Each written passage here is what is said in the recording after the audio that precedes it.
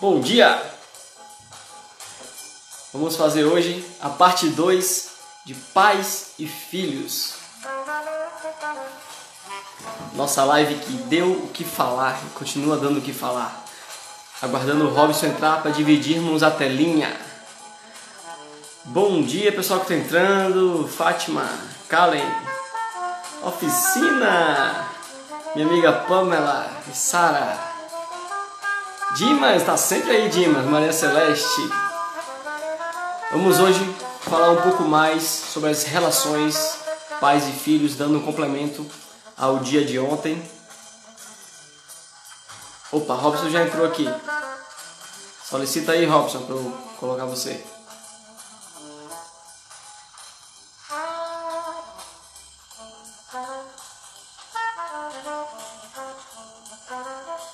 Essa música, gente, é chamada Take 5. 5 minutos do seu dia.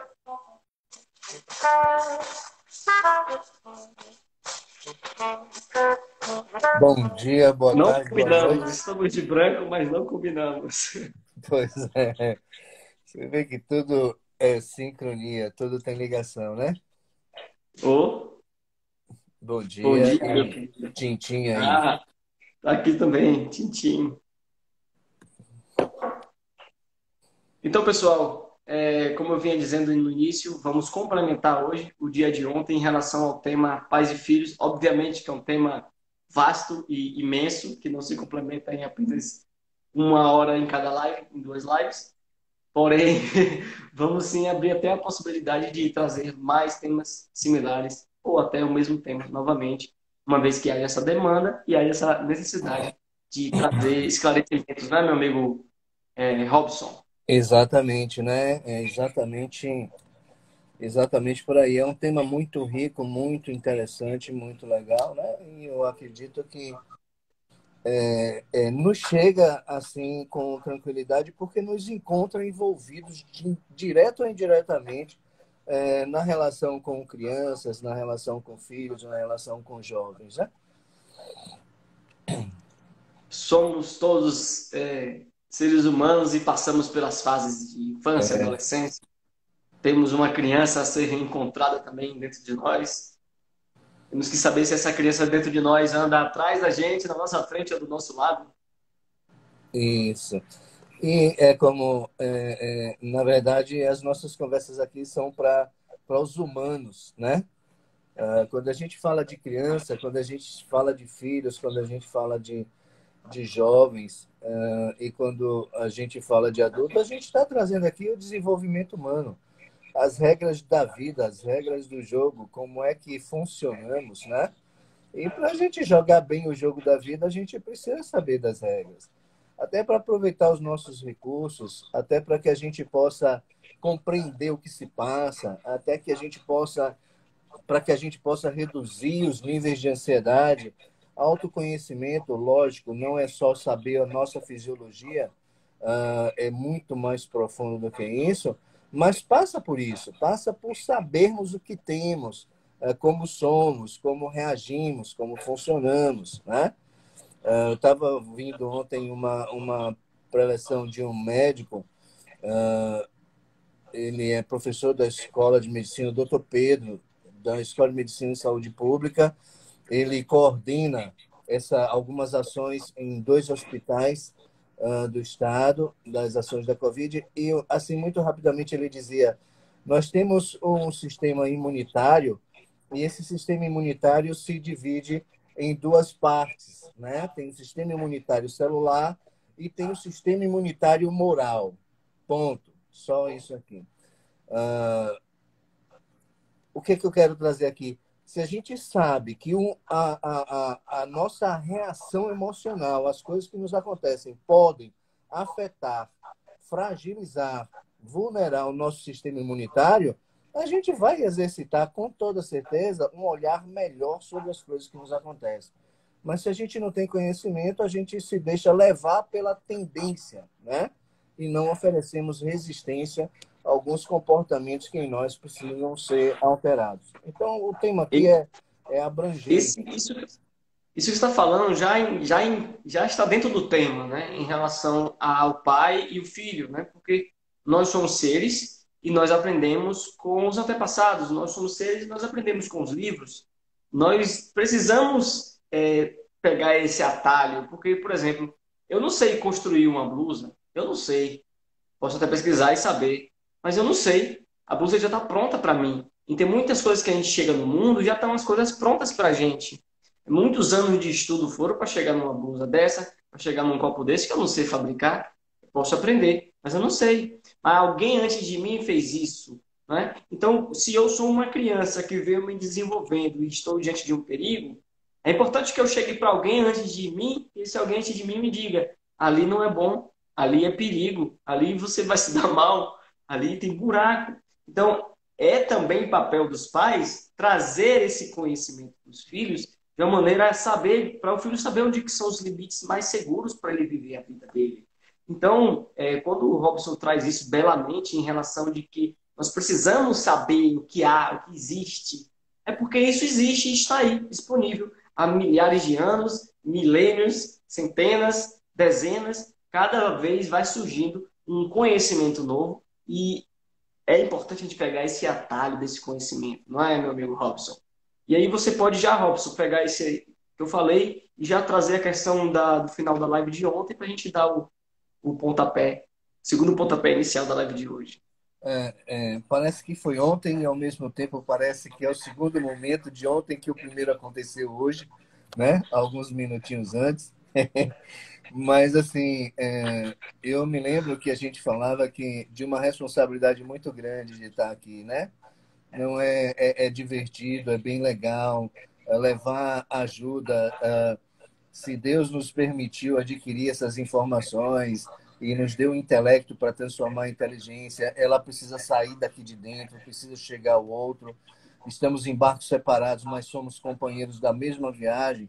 Então, assim, é muito importante o que se diz aqui, porque tem um outro aí do lado que a gente não conhece, numa situação particularizada e singular, e que precisa ter não uma verdade, porque até as verdades científicas são atualizadas, né?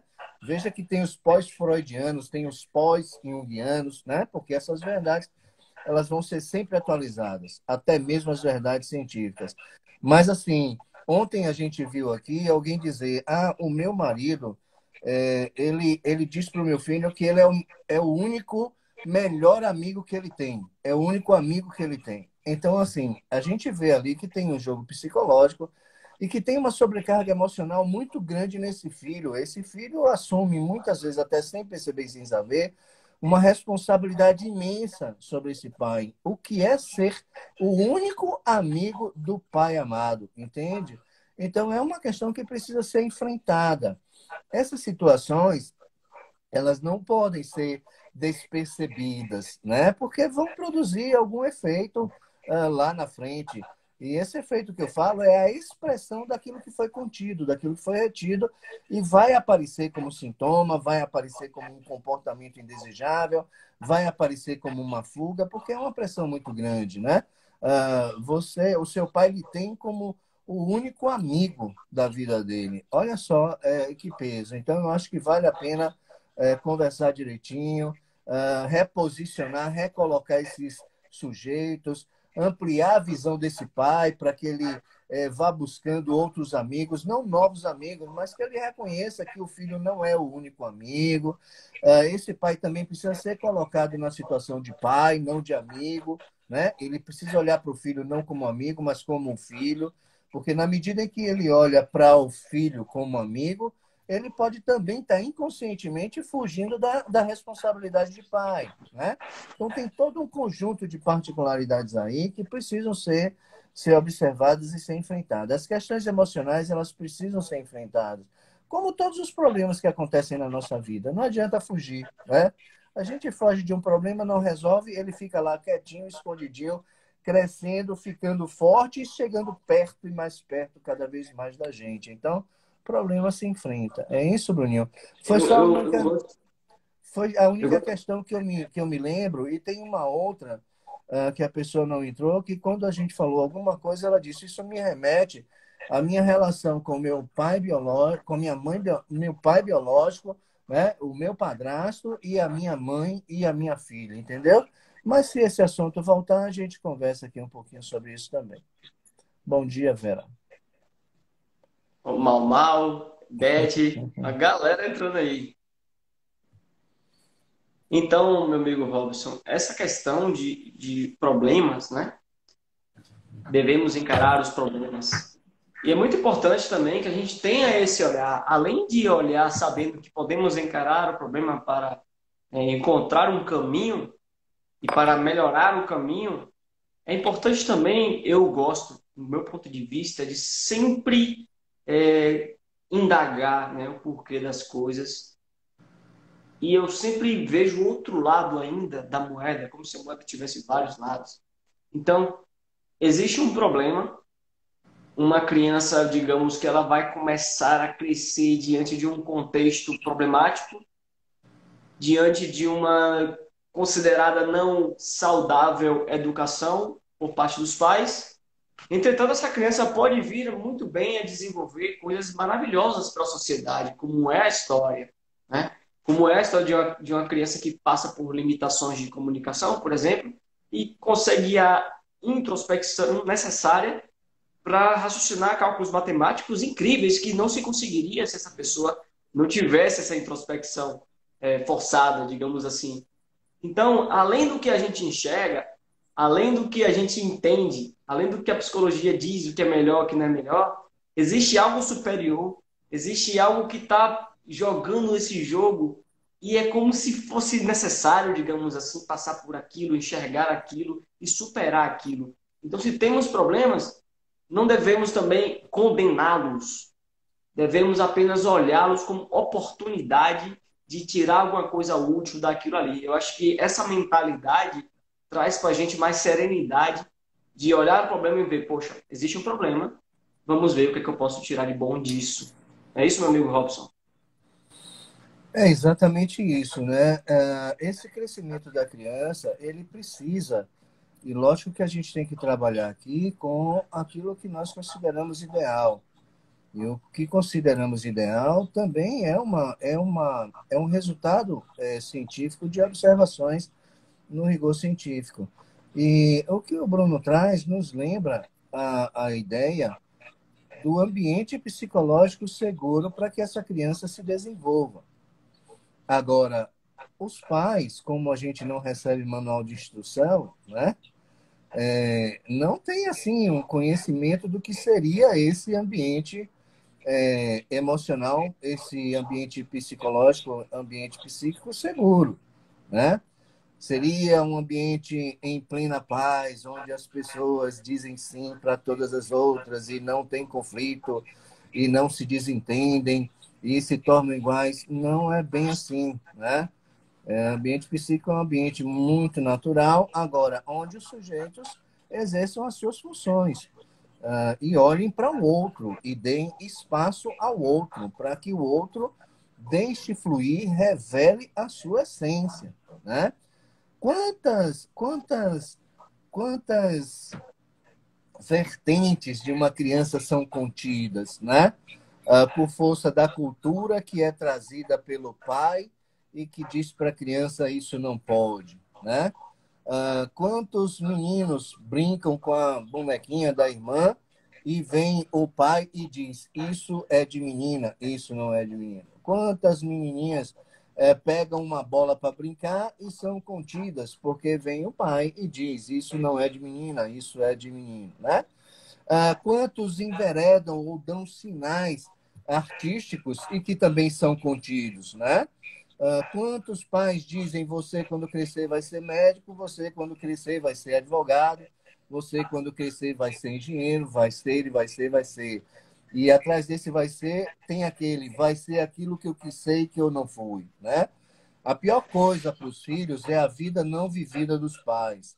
Entrei numa escola de idiomas e vi uma mãe matriculando uma filha de 12 anos e nessa matrícula ela dizia, porque a minha filha vai fazer graduação na Espanha, vai fazer pós-graduação e vai fazer o doutorado, e ela vai fazer na cidade tal, e que na cidade tal. Então a gente já sabe ali que tem uma vida não vivida daquela mãe que está sendo projetada na filha. E na medida que isso acontece, e que isso é exercido por esse sistema familiar adoecido, essa criança não vai expressar a sua vida, a sua essência, né? Que vai ser naturalmente reprimida e contida, porque vai passar a viver sem saber, né? Mas vai saber lá na frente, principalmente quando chega a adolescência e que começa a ver outros sistemas familiares atuando, né? E vai perceber, poxa, o sistema familiar no qual eu vivi não é único e não é o totalmente certo. Existem outros, né, que atuam de outra forma e muitas vezes até melhor do que aquele sistema que me impuseram. O adolescente já discerne sobre isso e ele já percebe nessa. E é por isso que essa socialização é importante, é um dos pontos, né? Então, é preciso a gente olhar para o ambiente seguro e ver, na verdade, como é que está esse sistema, né? Muitas vezes o adoecimento, qualquer adoecimento da criança pode ser um sintoma de uma enfermidade na família. É isso, Bruno? Olha que maravilha. Maravilha acordar na sexta-feira de manhã para ouvir meu amigo Robson falar. A gente Ele tá. poderia até ler qualquer letra de música aí que eu ia ficar ouvindo, né, Robson? Pois é, né? Então, É assim, é muito comum o pai escolher, ou a mãe escolher para o filho esse caminho, né? E principalmente nessa questão da projeção, e achar que conhece o filho também, né? Achar que pro melhor o filho é isso. Só que o filho está num mundo de descobertas. Ainda mais quando ele passa da infância para a adolescência, que ele começa a ter alterações no cérebro e começa a prever melhor os acontecimentos, começa a ter maior velocidade de informações fluindo na cabeça dele, e a partir daquele momento ele diminui a quantidade de receptores de dopamina, ele diminui a quantidade de receptores de hormônios de satisfação, de prazer. Então chega no momento que ele fica nessa busca de algo mais. Então é natural e fisiológico que a criança passe pela adolescência nessa busca de algo mais, às vezes algo mais arriscado. E esse algo mais arriscado traz para nós, como evolução de seres humanos, a curiosidade, a inventividade, a criatividade e a exploração. Né? Essa busca por algo mais traz a exploração e o desenvolvimento no ser humano, como sociedade como um todo. Então, se não olharmos isso como algo importante nas fases do desenvolvimento, podemos achar que o filho está querendo se expor demais, está querendo fazer birra com os pais, está querendo ser contrário às razões que o pai traz. Então, a partir do momento que o pai se coloca na razão e acha que o filho está sendo contra, acontece o conflito. Como lidar com isso, meu amigo Robson? Que tipo de espaço que eu posso dar a uma pessoa que está se arriscando às vezes? Posso sim dar limites? Posso aproximar essa pessoa de mim? E os amigos dele? Como é que eu faço, meu amigo Robson? pois é, né? Eu ouvi um pai uma vez ouviu de um amigo do filho dizer assim, ó, eu quero que o meu pai lhe conheça, porque eu quero que ele aprenda a ser pai, como você. Olha só, né? Um jovem na época devia ter aí uns 14 para 15 anos, né? Então, assim, é, tem uma parte do que foi trazido ontem de ser amigo do filho. Essa amizade com os filhos, ela não pode prevalecer, porque eles precisam de pai. Porque, assim, ó, os pais têm funções psíquicas na atuação como sujeito no sistema familiar. Mas amigo dos amigos dos filhos é uma necessidade, né? Então, entrar no mundo dos filhos não implica em deixar de ser pais e muito menos de passar a ser amigo dos filhos. Amigo dos filhos é uma coisa assim muito legal, né? Então, isso entrosa. E observe, quando você entra nesse meio, o canal de comunicação fica cada vez mais estreito também. É lógico que, ainda assim, os filhos levarão muitos do seu mundo privado, do seu comportamento privado, que é só dele, não para os pais, mas para amigos, né? Isso vai acontecer com naturalidade, por melhores que sejam os pais. Mas, assim, a presença dos pais na vida dos filhos, ela é necessária. Mas lembrando que não é estar à disposição, né? Mas, e sim, estar acessível aos filhos. O Dimas traz uma questão aqui interessante, quando ele fala do ressentimento,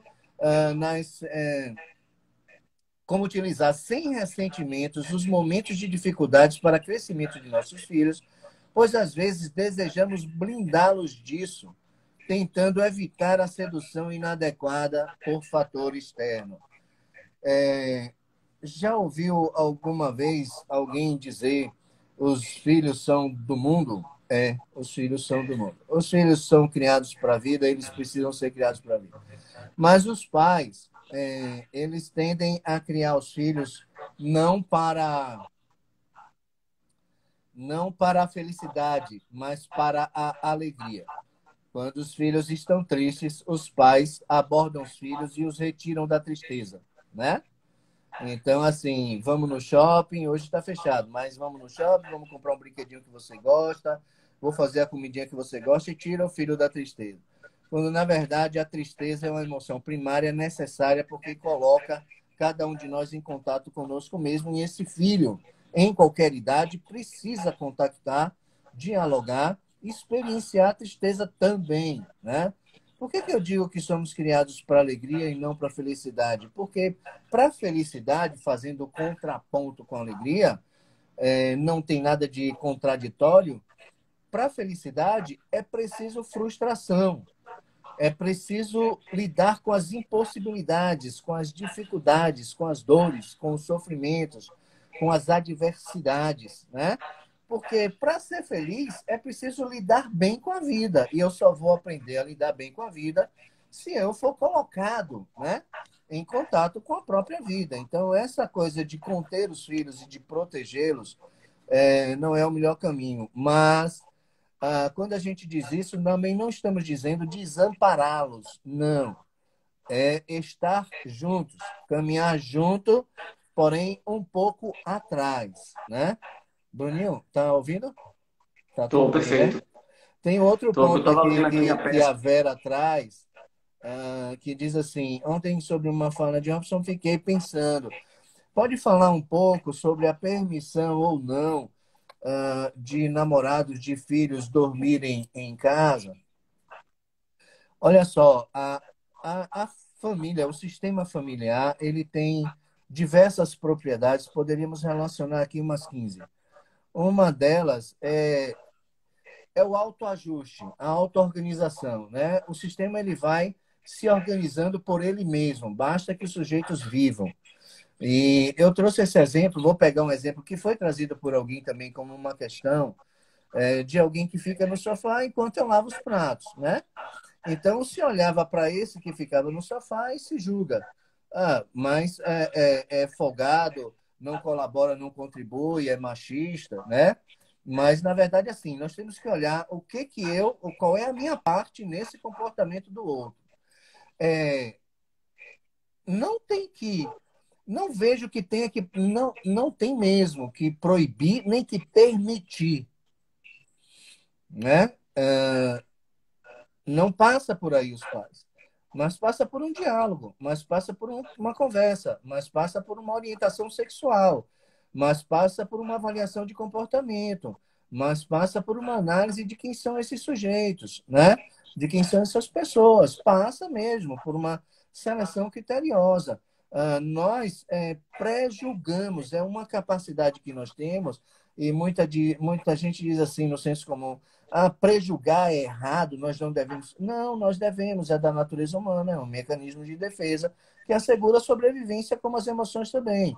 Agora, o que a gente faz com esse pré-julgamento, né? A gente condena, a gente executa uma pena sobre o outro que foi julgado, a gente congela aquele julgamento e leva por toda a vida o sujeito mudo e a gente não vê, não. É olhar para o sistema familiar, é chamar, ok, você sabe quem é, de quem se trata, conhece a família, tem os mesmos princípios ou princípios semelhantes que os seus, né? Você sabe quem está trazendo para sua família, né? Conversa e deixa, e leva o filho ao analítico, né? Para que ele mesmo produza a sua resposta. E eles vão saber responder muito bem, né?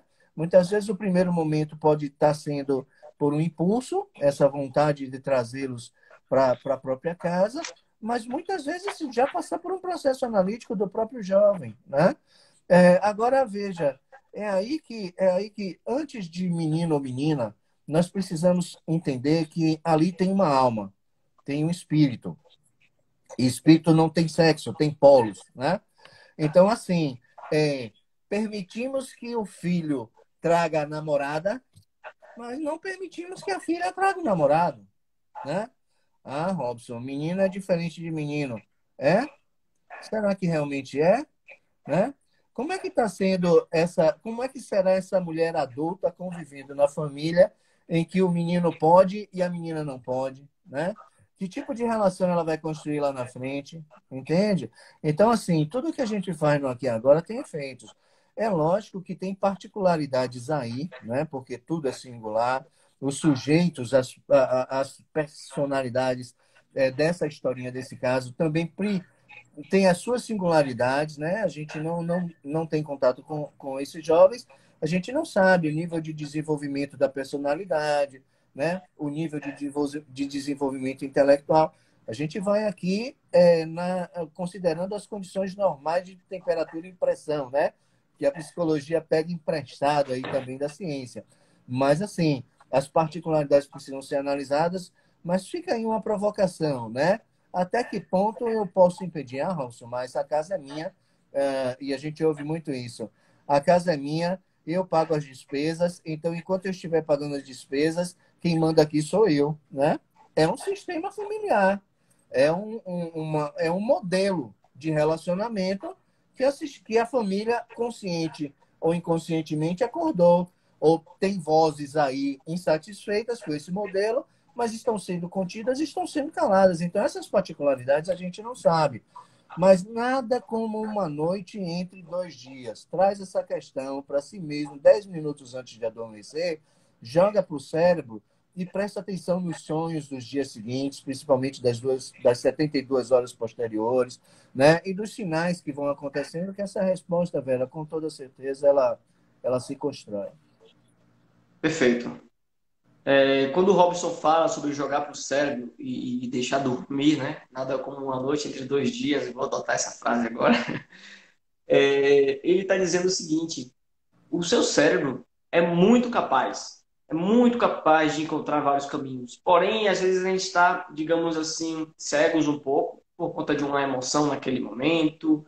E quando a gente dá tempo ao cérebro trabalhar sozinho, sem você se preocupar com o trabalho dele, deixa ele fazer o trabalho, dá esse comando para ele e vai fazer outra coisa. Depois as respostas vão aparecendo, você vai se sentir melhor, com mais clareza do que você pode sim, agir ou se comportar. Agora, falando em agir e se comportar diante de namorado, namorada de filho ou amigos de filho, eu não tenho a experiência que o Robson tem, porque o Robson tem filhos adultos. Eu tenho um filho de 1 ano e 7 meses. Porém, eu já fui filho, tenho amigos e atendo clientes com questões. Então, eu não tenho a experiência que ele tem, mas eu posso dizer que trazer o núcleo, né, os amigos do filho para a sua casa, não pode ser considerado também algo ruim. Tá? Trazer, nem que seja um namorado ou namorada, para aproximar esse ciclo, né, de contato com os pais da pessoa, no caso. Até porque os pais, com esse olhar protetivo, é importante ver essa pessoa, conhecer essa pessoa. É importante ver os amigos do filho. Não que o pai vai entrar na brincadeira, ou vai entrar no jogo, ou vai entrar no papo dos filhos. Não, mas que ceda o espaço, esteja ali naquela contenção e, ao mesmo tempo, pode sim impor limites e, ao mesmo tempo, pode sim interagir de uma maneira tranquila, né? Então, não acredito que seja ruim trazer isso para casa. Até porque muitos pais até preferem, uma vez que consideram o mundo perigoso lá fora, preferem até trazer os filhos para dentro de casa, mesmo que eles sejam livres naquele espaço ali. Ele se sente mais seguro por os filhos não estarem na rua, uma vez que cada cidade é cidade, cada mundo é um mundo e cada família é um modelo, como disse meu amigo Robson, cada verdade estar direcionado em pontos diferentes. Como, por exemplo, é muito comum o adolescente dizer: ah, meu pai fica me levando na porta da escola, eu tenho vergonha dele. Meu pai quer me deixar na porta, eu peço para ele estacionar fora. Aí o pai não entende. O pai quer, não, poxa, será que meu filho não está mais me considerando como pai? Vai ficar triste. Existem comportamentos diferentes que nós, seres humanos, temos de acordo com os contextos que nós nos colocamos. Você, no trabalho, tem uma certa maneira de se comportar, de se vestir. Você, em casa, tem outra maneira. O adolescente, ou a criança, ela tem também uma diferença nisso. Ela começa a ser adolescente e perceber maior essa diferença. Na escola, ela está no grupo de amigos. Na família, no grupo da família. Na família, muitas vezes, ela é muito mais vulnerável. Olha quem tá aí. Menino ou menina, É uma Robson? menina. É sua neta ou sua filha? É neta. Quando você leva a sua neta para a escola, Ela estava ela batendo na ama. porta e pediu para entrar. E eu tive que abrir. Vamos lá. É, em breve, quando eu for fazer em casa, o Pedro também vai aparecer de novo aqui. Então, o adolescente, ele está naquele grupo, ele pertence àquele grupo, ele tem uma certa persona, né? A palavra seria essa. Ele tem uma certa máscara, ele veste um certo comportamento diante daquele grupo, que muitas vezes ele não veste em casa. Em casa ele é mais vulnerável. A família sabe dos problemas, a família às vezes, quando se envolve com o grupo, o adolescente não quer que isso aconteça, para que o grupo também não saiba do que está acontecendo em casa e vice-versa. Então, muitas vezes esse afastamento é uma proteção que o adolescente tem de ser visto com os olhos deles, de ser igual a eles, de participar, de fazer o rapport, a conexão. Eu sou desse grupo, eu sou desse jeito. E os pais são pais, sabe? Existe uma diferenciação. Eles estão explorando, eles estão nessa busca de aprender no mundo, né? E se os pais estão perdidos porque não sabem para onde o filho está indo, não se preocupe não, porque os filhos também não se encontraram ainda. Eles estão na busca, o cérebro está se desenvolvendo. E eu percebo que a idade adulta para um cérebro não é com 18 anos. É com muito mais do que isso. Vários estudos já mostraram que a partir dos 25 anos se tem uma maior maturidade do cérebro. E outros estudos mostraram que é em torno dos 28 anos. Tem gente que fala dos 25 aos 35 anos. Então, nós somos frutas que estamos amadurecendo. E chegamos num ponto do cérebro que ainda está se formando muito mais. É claro que o nosso cérebro ainda se forma sempre, até a idade idosa, ainda está se formando. Claro que em outra velocidade, mais lento, em menos partes, mas ainda está criando a possibilidade de aprendizado. Tá? Porém, esse pico, esse ápice é entre os 25 e os 35 anos. Então, nos 28 anos, em torno disso, é justamente o momento em que muita gente acorda para a vida. Opa, eu estava sendo levado nesse barco aqui, e agora eu sei que eu tenho um motor aqui, eu posso direcionar a minha vida. E muitas mudanças na vida de muitas pessoas, não só pela literatura, como também pelas pesquisas que eu faço pelas pessoas, acontecem nessa idade. Eu mesmo mudei mais ou menos nessa idade. Mudei drasticamente o caminho que eu estava levando na minha vida. Não quer dizer que o caminho que eu estava antes estava errado. Não, era um caminho de aprendizado, de exploração. Chega uma idade que tem um momento dessa mudança. Nem sempre muda, não é, meu amigo Robson? Com toda certeza, né? Mas nem sempre muda, mas é dinâmico e diariamente dinâmico e tem uma dinâmica própria, né? E essa convivência produz aprendizado para a criança. Os pais são referências, de todas as formas são referências. Falamos ontem e repito hoje, os filhos amam inexoravelmente os pais, mas muitas vezes eles desgostam do modelo de pai, do modelo de mãe que está chegando para eles, né? E essa forma de relacionar, ela é resultado de uma das tantas propriedades do sistema, né? Da organização familiar que vai, com suas forças, atuando, né? Como se fosse um mais forte diante de outro sujeito, ele pode entender que deve reduzir sua força e dar espaço para aquela força que se apresenta. E essa acomodação, ela vai acontecendo. Ela não acontece para deixar todos os sujeitos felizes, né? Então, as renúncias, elas permeiam também, atravessam o sistema familiar. E é por aí que passa a necessidade constante do diálogo, né? Os canais precisam estar abertos. Quando me sentir incomodado, eu preciso falar. Ok, Mas essa fala precisa ser ouvida pelo outro e ouvida empaticamente, né? O Altair, ele traz uma questão aí com relação do suicídio juvenil, e a gente já traz aqui a informação de que o suicídio juvenil ele cresce, mas, lamentavelmente, o suicídio infantil também cresce, né? Esses números aumentam nas crianças a partir de 4 anos de idade. Então, é um tema que nós não vamos tratar aqui, porque requer um tempo amplo para não deixar dúvidas, mas é um tema que precisa ser falado, precisa ser dito. A mídia, muitas vezes, ela encobre, em alguns casos, na falsa ideia de que é um tema que, se falar, estimula. Não, não estimula, não, contém. Quando a gente enfrenta o problema, né? Mas, assim, já vai, infelizmente, Altair, pelas idades mais tenras, né? Essa prática. E aqui tem um outro comentário aqui. Somos comparados com outros pais. Olha só, por falta do manual de instrução, a gente vai buscar sempre alguém como referência. Para aqueles que dirigem, a gente vai numa pista e tem a impressão, e está olhando para a pista do lado, né? E tem a impressão que essa pista está fluindo mais rapidamente. Aí a gente passa para essa pista. Aí olha para o outro lado, para onde a gente estava, e percebe que aquela fila que a gente estava é que estava fluindo mais rapidamente. Então, assim, nós precisamos olhar para nós. Nós somos a melhor referência de todos nós.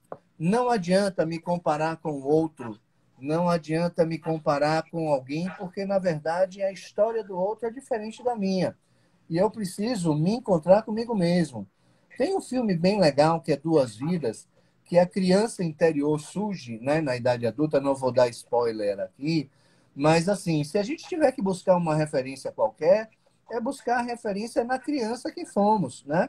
Será que a criança que fomos estaria satisfeita com o adulto que somos hoje? Esse seria um parâmetro. Outro parâmetro é de mim comigo mesmo, né? Como é que estão aqueles meus quadrantes? Hoje eu faço, eu gosto do que faço. Como é que está o gosto e faço? Como é que está o não gosto e faço, né? Qual é o sentido da vida que eu tenho? Qual é o sentido qual é a razão de viver que eu tenho? O que é que a vida espera de mim? Como é que emoção prevalentemente eu me encontro durante os meus dias, né? Mas uma tranquilidade a gente precisa ter, porque inexoravelmente também, percebida ou não, nós passamos pelo que a psicologia traz como metade da vida, e lá os nossos valores, os nossos princípios, eles vão ser atualizados, eles vão ser modificados, né? Mas nós temos o outro como referência. Agora, jamais olhar para alguém como referência, jamais olhar para outra família como referência. E é muito comum no sistema familiar a gente ouvir aqueles discursos. O pai de fulano não faz isso, a mãe de fulano não age assim, o pai de fulano dá isso para o filho, o pai de fulano, a mãe de fulano concede isso, né? Deixa isso, deixa aquilo. E cria os filhos dizendo: olhe, observe que a família do seu amiguinho também não deixa, e também não pode. E já leva o filho a criar referências fora de si mesmo e fora do próprio sistema familiar. E observe que estamos produzindo nesses filhos em qualquer idade, viu? Não é só criança, não. Ambiguidade. Porque ele está dentro de um sistema familiar e os pais deslocam o olhar dessa criança ou desse jovem para um outro sistema familiar. Psiquicamente, esse jovem fica: qual é o ideal? Quem é que eu atendo? Quem é que eu incorporo? O que eu incorporo daqui? O que eu incorporo de lá? Né? Então, assim, muito cuidado com isso. A gente precisa ter segurança.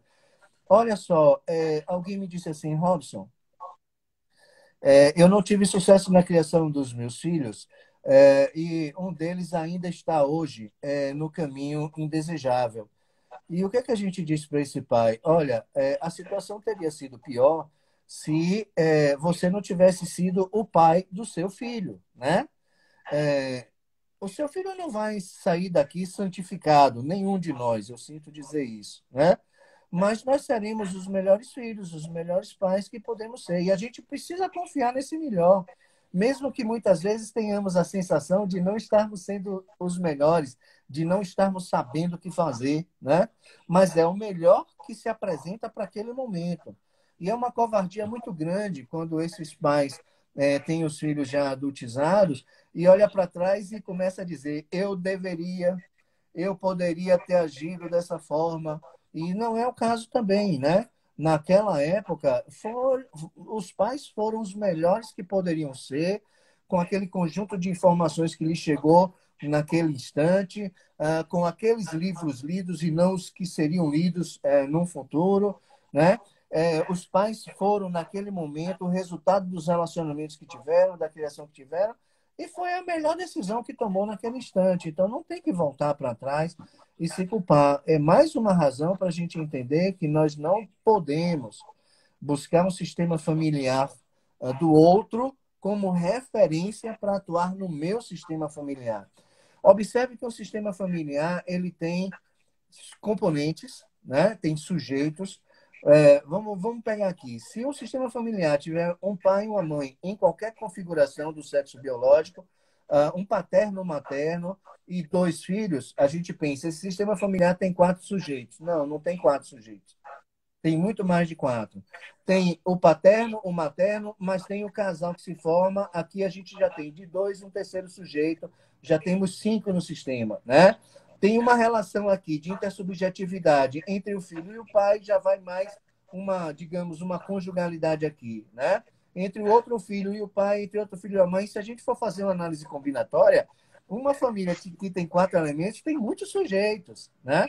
E a gente precisa olhar que o sujeito familiar, ele existe, é real, precisa ser personalizado, é preciso se dialogar com o sujeito, né, com a família enquanto sujeito. Essa família precisa ter o seu comportamento avaliado, o seu estado emocional avaliado, né, a partir do relacionamento e da saúde de cada um dos seus componentes. Mas a família é um sujeito, o casal é um sujeito, 2 irmãos formam um terceiro sujeito também, né? Então, esses sujeitos precisam ser analisados e nada de usar. E se esses sujeitos são singulares, se os componentes da família, os filhos, os casais, são singulares e únicos, a família que vai se construir a partir desse sujeito singular também é singular, também é subjetiva. Então, não pode nunca se comparar com a subjetividade de um outro sistema familiar. É fechar a porta e olhar para dentro, né? Aconteça o que acontecer aqui, nós estaremos sempre juntos. Um poderá sempre recorrer com o outro. A nossa família não é igual à outra, porque a gente não vai olhar para a outra, não. Nós vamos olhar para a nossa. E a questão é, estamos satisfeitos? Tem alguma coisa que possamos melhorar? Né? Tem alguma coisa a questionar? Tem alguma coisa a modificar? Essa conversa é interna, da porta para dentro, para que esse sistema viva e exerça a sua vida por ele mesmo. E é preciso confiar cada um em si mesmo. Não é isso, Bruno? Quando você fala isso, Robson, eu lembro daquele livro, né? 5 Linguagens do Amor. Acho que a gente pode até trazer um momento aquele livro aqui, tá? E em paralelo também me vem imagens de bananeiras. Olha que coisa maravilhosa. Existe a banana caturra, existe a banana nanica, famílias de bananas nanica, famílias de bananas da prata, famílias de banana da terra. Não são bananas. Cada banana tem a sua subjetividade, o seu sabor, a sua propriedade única no universo de bananas, entende? Então, trazendo essa metáfora das bananeiras, cada família tem sim o seu ouro, né? A sua capacidade de interferir não só em si mesmo, nesse sujeito único, singular, como trouxemos aqui, o Robson trouxe, como também como que isso vai se expressar no mundo, na sociedade, né? E respeitando cada bananeira. Isso é incrível, não olhando para o outro e se culpando. Porque se você está se culpando porque você não está sendo igual ao outro, olha para si, começa a perceber que você tem esse padrão de se culpar, onde foi que você aprendeu isso? Isso é melhor mesmo para você? Será que você pode mudar isso? Será que você pode mudar essa programação que você tem de ficar se culpando? Será que essa comparação que você vive fazendo você também faz em outras áreas da sua vida? Comece a olhar para dentro, se perguntar. Isso é uma forma de você encarar o autoconhecimento e o seu crescimento pessoal desvelando, né? Tirando as capas, começando enxergando mais por dentro, entendendo por que que você age dessa forma. Muitas vezes foi uma questão traumática, foi um aprendizado. Às vezes você tem um medo de barata porque você viu uma pessoa correndo da barata e você gerou aquele aprendizado. Fobias também são aprendizados. Então, tudo isso também pode ser mudado. Nem tudo que a gente aprende vai ser para sempre. A gente pode desaprender e aprender de novo. Então, trazendo essa questão de desaprender e aprender de novo, essa particularidade das famílias, essa particularidade das relações entre as partes das famílias, nós temos sim que olhar com esse olhar de compaixão, esse olhar de que o mundo é muito mais do que a gente pensa. E principalmente o convite que eu faço é a gente ter humildade para saber que a gente está programado de uma forma, mas que a gente pode sim se reprogramar, mudar isso de outra maneira. Não estou dizendo que é certo, nem que é errado, mas a partir do momento que você olha que você está de uma forma que não lhe convém mais, você muda. Porque se você agia com aquele programa, é porque era útil para você até certo momento. Então, vou repetir, se você agia de certa maneira até ontem, é porque era útil até certo momento. A partir do momento que você sobe um degrau na sua evolução pessoal e olha para trás e se julga, olha como eu era. A partir desse momento você entra no seu céu. É um céu particular de que você percebe que você não é mais aquilo. E ao invés de você ficar só olhando para trás e preenchendo o seu tempo e programando a sua vida com o passado, porque se você ficar programando sua vida com o passado apenas, pode ser que o seu futuro seja igual ao seu passado. É importante que você olhe para isso, aprenda a dar novos significados. Olhar para o seu presente e saber que o seu futuro tem uma página a ser preenchida e você pode recriar isso. Né? Eu vou repetir, se a gente falar, vamos reescrever a nossa história, a gente não está falando de escrever o nosso futuro. A gente está falando de reescrever o nosso passado, olhar com novos olhos, dar novos significados, tirar o aprendizado de cada erro, de cada tragédia, de cada acontecimento. Ao mesmo tempo, absorver e fortalecer tudo que você se sentiu de bom e reconhecer em você os seus méritos, reconhecer os seus esforços, suas conquistas, para você saber que você é capaz de conseguir mais coisas na vida. E a partir de reescrever essa sua história, desta maneira que eu falei, sim, aí o seu futuro vai ser escrito com uma nova caneta, um novo punho, uma nova pessoa. É você, transformado. E eu acho que é muito importante, mesmo estamos falando de pais e filhos, que a gente olhe para o indivíduo como um pai ou como um filho, para poder melhorar a sua forma de ver as opções do mundo, para você melhorar todas as relações, independentemente de qualquer tipo de manual. Não, meu amigo Robinson. Exatamente isso, né? É muito interessante isso que você traz, Boninho, porque, assim, se tivermos que visitar o passado, e alguém falou aqui em ressentimento, e o que é ressentimento? É olhar para o passado e sentir duas vezes. Ressentimento é ressentir, sentir de novo, né? Então, assim, não precisamos voltar ao passado, porquanto o passado já está em nós.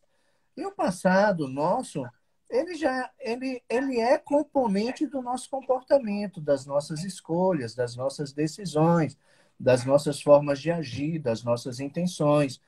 Nós somos resultado do que já vivemos, do que já vivenciamos, do que já experienciamos. Inexoravelmente. Quando a gente volta lá, a gente vai sentir novamente, né? Muitas vezes a gente precisa, como o Boninho traz, e isso é terapêutico, né? Voltar ao passado e olhar de uma outra forma. Isso muitas vezes é necessário mesmo. Né? Ressignificar algumas coisas que aconteceram, porque o significado que estamos dando produz sofrimento psíquico. Então a gente precisa ser convidado a voltar e fazer um outro olhar sobre aquele mesmo fato, sobre aquela mesma circunstância, sobre aquele mesmo evento, sobre aquele mesmo, aquela mesma contingência. Mas, assim, lembrando que ressentimento é uma das coisas nocivas às nossas emoções, né? Sentir de novo, ressignificar é uma coisa e simplesmente sentir novamente, ressentir, é outra coisa. O ressentir está associado ao passado, como também a nossa ansiedade está associada ao futuro, né? Então, tanto ressentir quanto estar em estado de ansiedade nos tira do lugar onde devemos estar, que é do aqui e agora, né?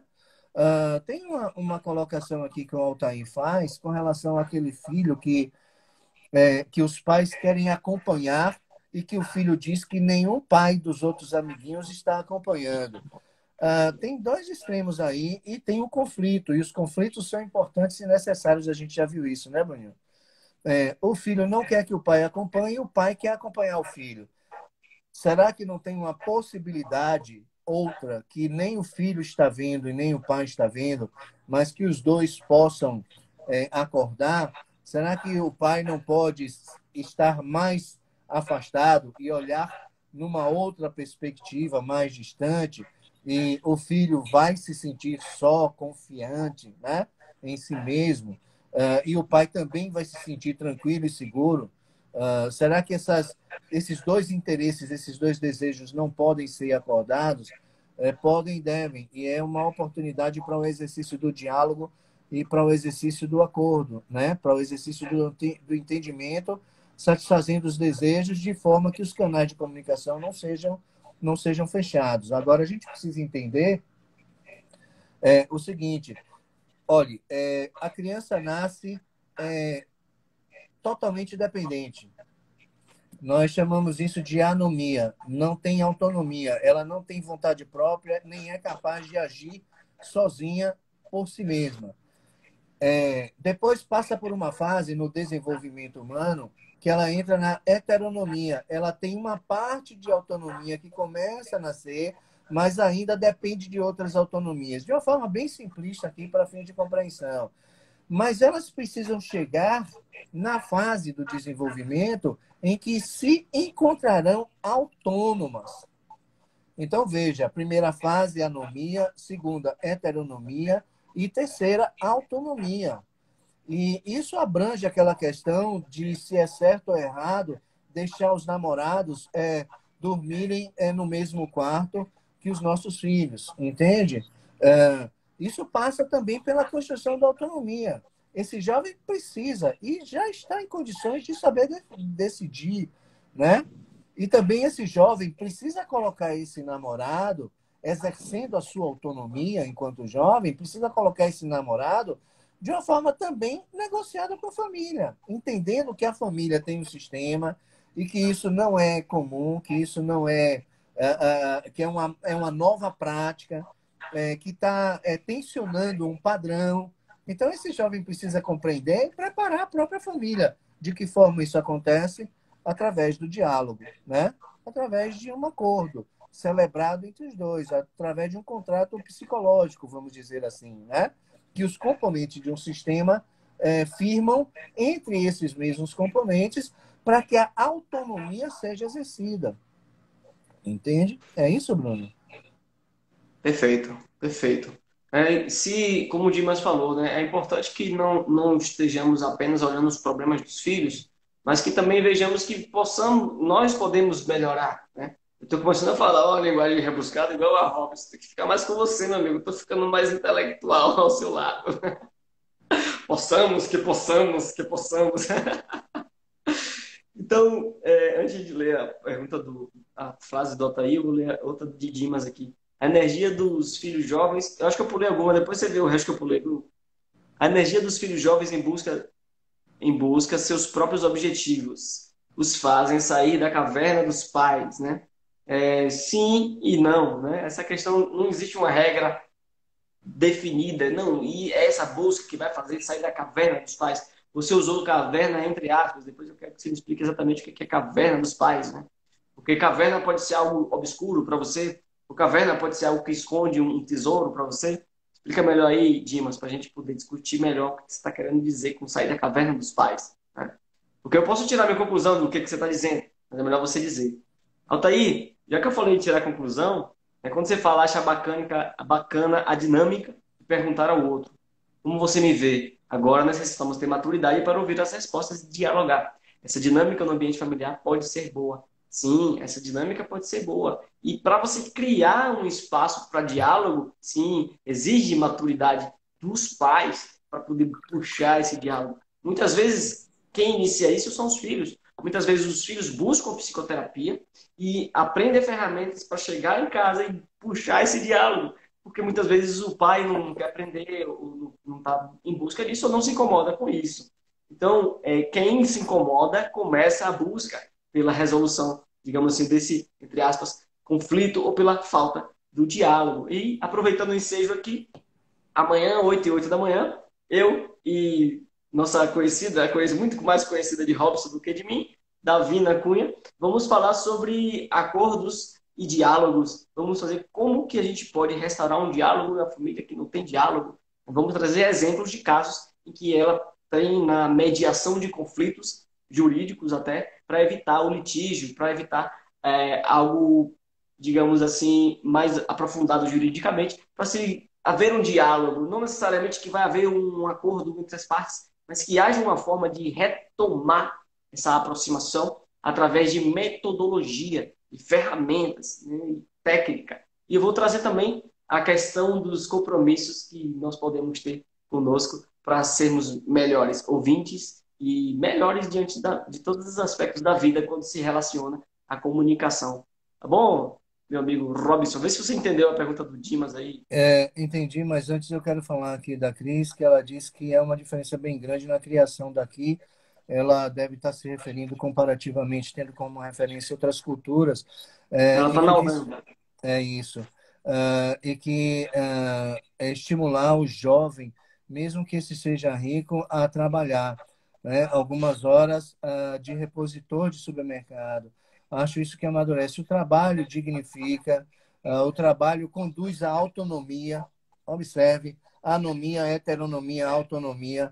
Para o desenvolvimento da autonomia, passa necessariamente pelo trabalho. E não é somente depois de jovem, depois de 18 anos, não, da maioridade, não é isso. É em qualquer fase da vida, né? Então, assim, ó, buscar um brinquedo que o filho deseja, se ele tem condições de ir buscar, ele que vai buscar. Nós precisamos entender que não devemos nunca fazer pelo outro aquilo que o outro pode fazer por ele mesmo. Isso não ajuda e não é ajuda, e não ajuda o desenvolvimento. Isso atrofia o desenvolvimento. Quem gosta de anotar as coisas, anote aí. Não devemos fazer por ninguém aquilo que esse alguém pode fazer por ele mesmo, né? Então, isso é uma ajuda ao desenvolvimento daquele outro sujeito, a construção da sua própria autonomia. Então, o trabalho é digno e sempre oportuno em qualquer idade da vida. Robson, é uma apologia ao trabalho infantil? Não. Trabalho no sentido de movimento, de realizar os seus desejos por si mesmo. E uma criança de 3 anos pode trabalhar, ou seja, realizar o seu desejo. Trabalhar é colocar seu corpo em movimento para obter o resultado do prazer. O prazer vai se dar quando ela encontra com o brinquedo. Então, ela precisa ser estimulada a ir de encontro ao prazer dela, né? Desde essa idade dos 3 anos. E buscar o seu brinquedo. Mostrar aonde o brinquedo está é dos pais. Ajudá-la, orientá-la, mostrar o caminho que ela deve fazer para chegar até o brinquedo é dos pais. Mas buscar o brinquedo é um exercício, uma oportunidade de desenvolver a autonomia da criança para que ela vá construindo o seu eu saudavelmente e saber que ela vai precisar fazer por ela mesma produzir os seus próprios prazeres, desde a mais tenra infância. O filho lavar um prato, isso é apologia ao trabalho infantil? Não, isso é educação mesmo, né? Arrumar seu quarto, arrumar sua cama, é lógico, no tempo dele. E aquele quarto é o ambiente dele. Desarrumado ou arrumado é um julgamento meu, eu preciso saber disso, né?